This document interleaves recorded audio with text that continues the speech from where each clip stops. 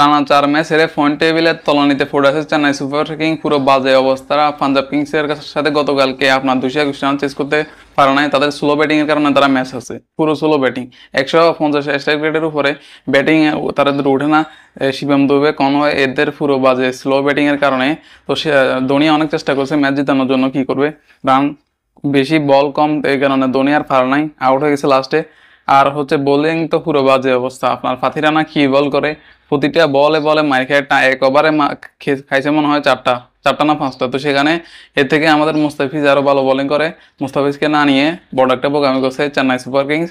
তো এখন play of খেলতে পারবে বলে মনে হয় না, যে তারা খেলতেছে প্রতিটা ম্যাচ হারতেছে, প্লে অফ পর্যন্ত পারবে না যেতে। এখনো কিন্তু অনেক ম্যাচ বাকি আছে, দেখা যাক পরে একটা কামব্যাক করতে পারে কিনা। এখন চেন্নাই যদি প্লে অফ খেলতে চায় তারা, তাহলে টানা ম্যাচ জিতা তাদের দরকার, টানা জিতা টানা।